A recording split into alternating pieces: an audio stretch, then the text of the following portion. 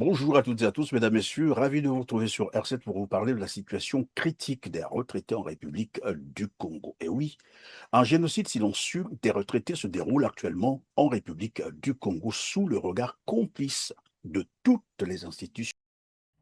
Le non-reversement des cotisations sociales pour le compte de l'État, des établissements à budget de transfert par le Trésor public. Le non-reversement des cotisations sociales dues pour le compte de l'État et des établissements à budget de transfert par le Trésor public constitue une contrainte majeure pour la trésorerie de la CNSS.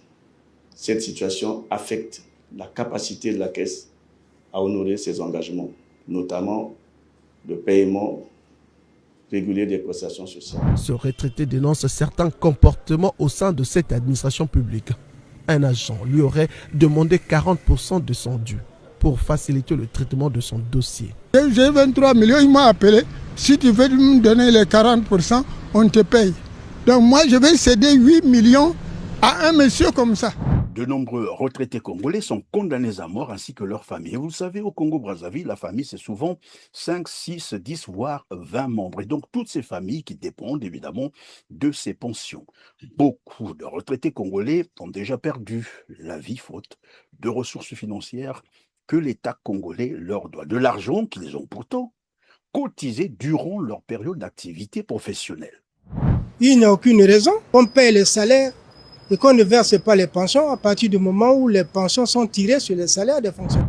Réunis au siège de l'UNATRAC, les membres du bureau exécutif national et des commissions nationales de contrôle et d'évaluation des organisations des retraités ont dressé un tableau préoccupant de leur situation sociale caractérisée, vous le savez, par l'accumulation de 45 mois d'arriérés de pension impayés couvrant donc la période de novembre 2016 à décembre 2021, auquel il faut ajouter les 2 mois d'impayés de 2024 et 5 mois d'impayés de 2026.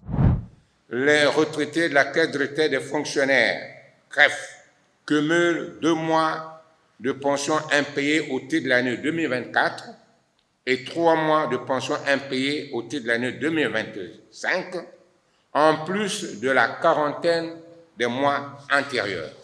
Au regard des mauvaises conditions de vie et d'existence des retraités, les membres du bureau exécutif des organisations des retraités de la Caisse de retraite des fonctionnaires exigent du gouvernement de la République la prise en compte dans la loi de finances de l'État exercice 2026 des préoccupations contenues dans le rapport d'examen de leur cahier de charges. Il convient également de rappeler que d'autres retraités congolais sont à plus de 11 ans, je dis bien 11 ans, pas 11 mois, 11 ans de pension impayée. Nous sommes déjà les morts, on ne peut pas mourir 2 fois. La colère monte d'un cran ici à la place de la Liberté ce 16 avril.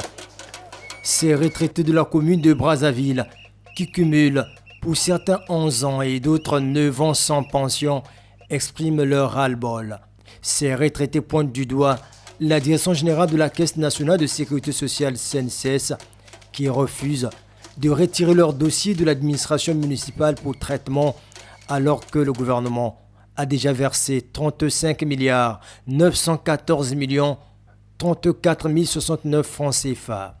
Trop c'est trop, nous sommes prêts à rencontrer le Premier ministre. Pourquoi? Aujourd'hui, tout ce monde que vous voyez là, les papas là, nous sommes devenus comme les fous dans un pays où nous sommes les Congolais.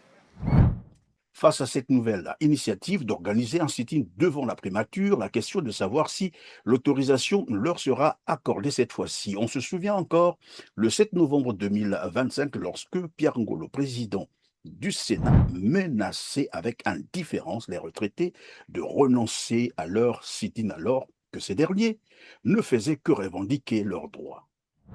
Ces retraités menaçaient de faire un sit-in le 31 octobre dernier pour revendiquer le paiement de leurs pensions. Une démarche non approuvée par le président du Sénat qui appelle au dialogue. C'est surtout ceux qui ont brandi la menace des sit-ins. Je voudrais obtenir que nous sortions d'ici en levant cette mesure. Oui, on peut affirmer qu'il se déroule un génocide silencieux des retraités en République du Congo. Vous savez, je suis en contact avec la misère. Je sais ce que c'est que des personnes vulnérables. Une personne qui ne peut pas s'acheter une plaquette de paracétamol. Un enfant qui ne peut pas manger un morceau de pain. Comment expliquer les menaces directes à l'encontre de ces derniers par l'autorité censée défendre les intérêts des Congolais? Mesdames, Messieurs, merci de nous avoir suivis. Dites-nous en commentaire ce que vous pensez de la situation des retraités en République du Congo. Et cela nous fera énormément plaisir. On se dit à très bientôt. Merci.